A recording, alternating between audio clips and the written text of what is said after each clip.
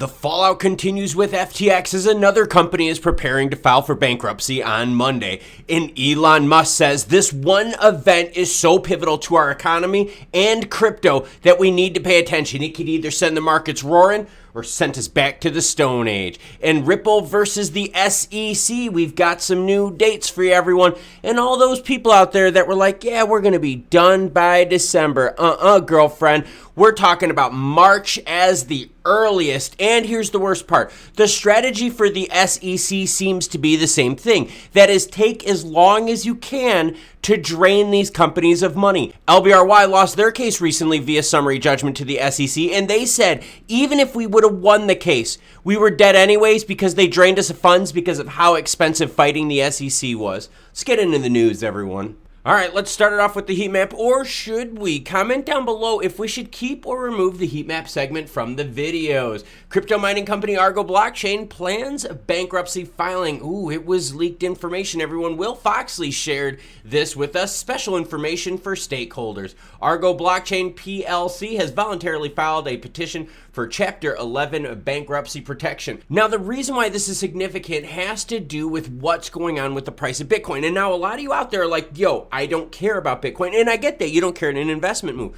But the idea of what Bitcoin can do to the rest of the market in terms of bringing it down is huge. Because Bitcoin price is so low, these miners out there are going under left and right. In fact, they're selling all of their stores, which already started in the summer. So any of the previous mined Bitcoin that they hadn't sold, they're now selling everything they got just to keep the lights on in the buildings. Some of these places here aren't even running their machines because they would lose money per machine during these low prices of Bitcoin. Now, why and how this affects the greater crypto market is actually pretty interesting. These mining companies out here took a bunch of loans, and they took a bunch of loans from the likes of FTX, Nexo, and so forth. These mining companies are going to be unable to make their payments, everyone, and as they go through bankruptcy, they're sure as hell not making their payments. So you're going to see this contagion spread from low Bitcoin prices to the miners, right, that just cannot make money during this. They're going to be forced to sell their rigs. They're going to be going into Chapter 11. They're going to be selling their Bitcoin.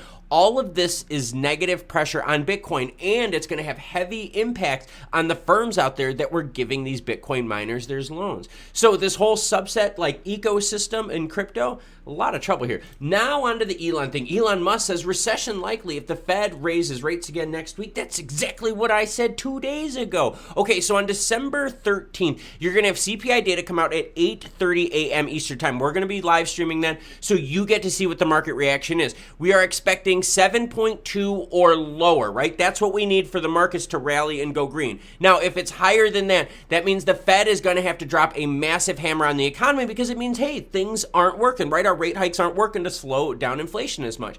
Here's the thing, everyone. The Fed meets the next day. Well, actually, technically, they're meeting the same day, but their announcement is the next day. So this CPI data here is so pivotal because good data will tell the Fed, hey, back up off us now with, rates. But a bad one will say the Fed going, wow, we've got to raise rates even further. And raising rates even further is what the problem is. The problem is this, everyone. We were at 0% in early 2022, and we are now 4% roughly as of December 9th. Think of how much more expensive all of these loans are because that's directly tied to interest rates. Business loans, home loans, auto loans, credit cards, home equity lines of credit. So if you could see base rates raised by over 4% in 1 year, that makes everything cost a lot of money. And these rates being high, the effect's going to last for a while because it's not like they're going to be like, no, we're going to drop it 75, 75, 70. No. If they ever do start dropping it, it's going to be very low and slow, kind of like a lowrider. I like that. So that's the fear, and that's what Elon is talking about. I'm going to have live streams on both days covering those events, so make sure you hit that subscribe button so you don't miss out. Now, for those of you out there that were like, yo, we're settling in December, you guys, let's stop this. What is the SEC strategy? Delay, delay, delay. They have plenty of money and plenty of time on their hands to do this. Here's the thing. What happens when things are delayed on the Ripple Labs end? They have to keep shelling out more and more and more cash. Brad Garlinghouse said, hey, this case is going to cost us $100 million if it's done in 2022. Well, guess what, everyone? They are extending the first set of deadlines to January 4th, but that's not the big one. The big one here is this. At the moment, there is no specific date that Judge Torres is expected to give a ruling on the matter. Filen expects the judge to rule on the case on or before March 31st of 2023. That's if there's no more delays. So again, we just keep pushing things out further and further and further. And like I stated earlier in the video, LBRY said this publicly, right? They said, hey, look, even if we would have won the case, if we would have been deemed not a security, guess what? We were ruined financially by the court case. The case itself was such a bad financial burden, done. Guys, that's the strategy from the SEC. So let's be realistic here. You're going to see continuous delays. So now, with all these dates being changed, and the one that you're seeing right now floated up on the screen is parties request that the court set a deadline of January 4th, by which non-parties must ask to seal any portions of the summary judgment materials or else waive objections. And that's what I'm saying. There's so many procedural things that we have that if both sides aren't agreed, they can delay it. They can ask for more time. They can ask for a review. They can object to it. There's so many instances left. So please don't fall in the trap of thinking there's going to be a settlement. Why would the SEC want to settle knowing they just won the case with LBRY? And not only did they win the case, but they were successful in destroying that company as well financially by taking their time. Oh, and trust me, I want Team XRP Ripple Labs to win. Why? Because if they do, that'll put up the biggest wall of defense against the SEC from further invading the space. But if Ripple Labs loses the case, it is an open door to just attack the rest of crypto.